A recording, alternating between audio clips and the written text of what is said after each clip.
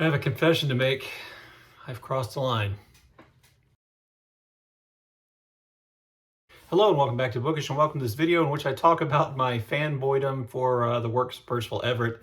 I made a video not long ago called The Problem with Fanboys. In that video, I admitted that I'd been a fanboy of people like Hemingway and Faulkner, Gabriel Garcia Marquez, and others before, and I kind of defined what a fanboy was. You know, somebody who's kind of obsessed with the work of one author, so much so they kind of start to lionize or idolize that author as a person, not just the works themselves.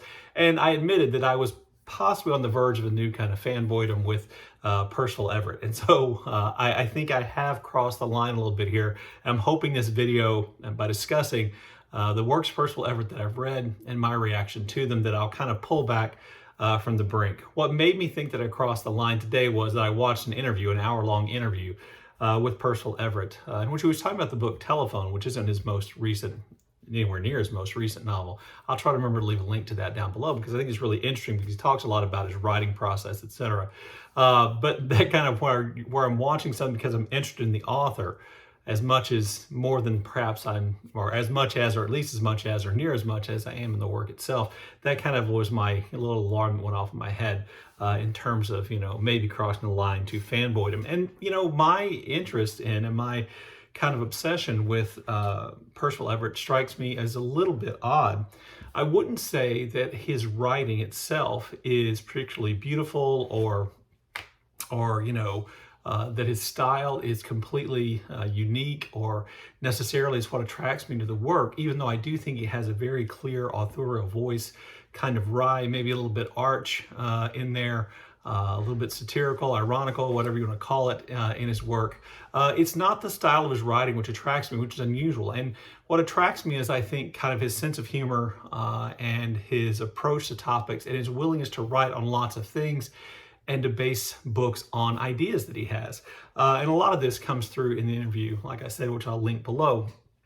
But essentially, he said a couple of things I thought were really kind of interesting in that below. And one was that while his books oftentimes do contain things that, he knows a lot about, because he's done them personally, none of them are, strictly speaking, autobiographical, and that he does a lot of research for all of his books. And if he couldn't do research, he wouldn't write. But then he said something interesting, which is that he kind of more or less forgets everything that he put in a book as soon as it's done. So once that book's over, he moves on to the next thing, which I thought was kind of a fascinating thing to say. And, kind of in contrast to other fanboy authors who I think kind of position themselves as knowing all these things, and being just kind of brilliant on all kinds of things. And it's not that Percival Everett isn't, but apparently he only is, or by his own admission, he says he only is within the context of that book. So I want to talk about his books. Now, to give you another idea of the level of my current fanboydom obsession with Percival Everett's works, I've read 5 of his books in the last 2 years, and I've read 3 since January. Yes, that's right. I've read 3 of his books since January. So I've been on quite a Percival Everett reading tear, and I plan to read his new book when it comes out in March. So real quickly, let me just go through the books. And I think I've talked about some of these before, but I've kind of ranked them in the order of which, I would put them in, just the 5 I've read, in terms of, how good I think they are. So one thing about all these books is that I think they all had something good about them, even though I think some of them achieved a greater level of perfection. So at my number 5 would be Dr. No, which I reviewed or in the half February video where I did a half February wrap up. It was a fun read. It's a spoof, a spinoff, or a kind of takeoff on James Bond spy novels, in which we have actual character names sometimes from James Bond movies and books in there. And it also centers around this idea, the concept, mathematically, philosophically, of nothing, of literally nothing, as though nothing is the most powerful force in the world and something to be sought out and to be understood. I thought it was fun. I didn't think it was, particularly perfect or, earth-movingly good, but I did think it was fun and I enjoyed reading it.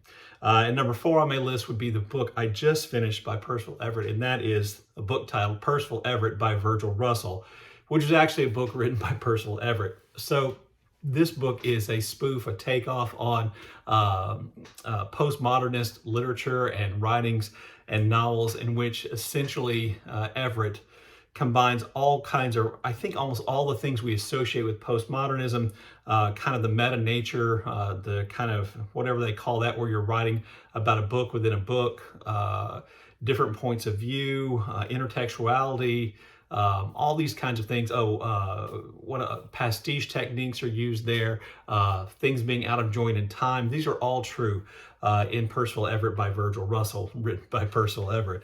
And it has all those things in it. And, you know, it also, though, is funny and intentionally funny. But one of the things that struck me about it was, at what point are you writing a book which is intended to, in some ways, be a somewhat satirical look at postmodernist novels and literature? At what point are you writing that and realizing that you're writing a pretty good postmodernist novel? Because I think that had to have occurred to Percival Everett at the time. And it really is postmodernist in the sense that the first section is, we believe, a conversation between a father and son, in which the son is visiting the father at a senior assisted living place. And the father says, I'm writing this book as though you were writing it, because you should write it. And then the second section is a really long section about how this person, who may or may not be the author of the book and may or may not be a real person, kind of leads an insurrection at the nursing home. And then the third section kind of ties it all together. We go back this kind of our supposed author perhaps has suffered the consequences of that insurrection and is then kind of dealing with the end. I found a lot of things in here that I thought referenced other works. Obviously, and if you watch Mark Nash's review, which I'll try to leave a link to down below, if you watch that review, he points out that obviously Virgil is reference to Virgil, the poet who leads Dante through hell, which, the nursing home, the assisted living center is kind of like that. Bertrand Russell, a philosopher who I know nothing about. So it's obviously a reference to those people's works and those texts, but also I just found parodies of David Mitchell and Cormac McCarthy, and there were other writers I thought he was kind of doing a little takeoff on, or pastiche of, which made it really enjoyable. I thought it was funny. I can't promise you I understood everything, and I don't think I was intended to understand everything. If you watch the interview with Everett below, you'll see that he doesn't necessarily write to have a meaning to his novels, and he lets the readers describe those as they will. Third on my list of the 5 books by Everett I've read, rank would be Telephone. Now, this book is in lots of ways a more straightforward novel about a man who is a professor at college, who is experiencing a personal tragedy and is dealing with grief, and kind of feels helplessness of maybe 20th, 21st century man feeling kind of helpless in society. He finds, and he's approached by these people who desperately ask him for help, ask them to save him, and he has to decide whether or not to try to save these people. And it kind of has elements of that hero action movie thing about it, and it has really deep, I think, reflective, powerful things about grief. The book is called Telephone because he actually published 3 different versions of this novel. I have no idea which one I got, and I'm not sure that I had much interest in reading the other 2, but they're all slightly different from one another, particularly when it comes to the ending, I understand. So he called the book Telephone because it's like that game Telephone, where you tell somebody and they tell the person next, and the whatever the story was, and so on. And by the time you get to the end, the story's changed, and that's why I believe it's called Telephone. I enjoyed reading it. Really good, I thought. Solid book. Number 2 on my list is Erasure, which was recently made into the Oscar-nominated film American Fiction. This is a great satire of publishing and popular culture, and the constraints put on creative people by popular culture and the way we view different people. The main character is Monk. He is a cerebral Black author publishing in the United States, and his books are critically acclaimed, but he has a hard time making sales. He has to teach in order to get by, which he doesn't necessarily like, and he strikes upon this idea of writing a book as though it were written by an inner city person who was involved in drug dealing and crime, to try to hit the stereotypical things that primarily white readers expect to get from African-American men writers, and it kind of takes off and satirizes publishing and all those kind of things there. Just really great, really interesting. But number 1 is, of course, The Trees, the satirical look at racism, violence, very moving and powerful look at lynching and the history of lynching in the United States, which begins in Money, Mississippi, the place where Emmett Till was murdered. They're brutal murders of two men who are connected in some way, familial relations to people who are involved in the death of Emmett Till, and they're brutally killed. And then the body of a young black man who looks like Emmett Till is also found along with him, and that body disappears. And it kind of builds into this story about lynching and racism in a really powerful way, but in a way which is always funny. And when it can be funny, it's funny, and which is really fast-paced and moving and interesting.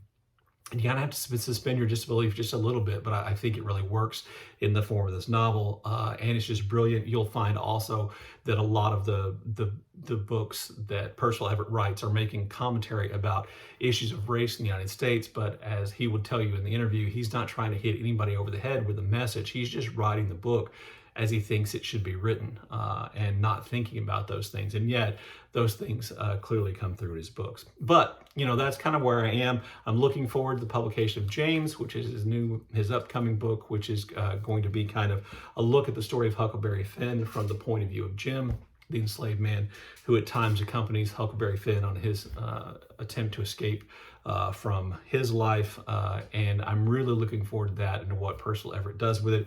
So you can call me a fanboy if you want to. I will say I do not think Percival Everett is perfect. I do not think he is the only person possibly writing good fiction in the United States of America. I do not think that other writers should seek to emulate his style. I admire his work because it is somewhat unique. Anyway, if you like Percival Everett, have any other comments you'd like to make, please leave those in the comment section below. And as always, thank you for watching.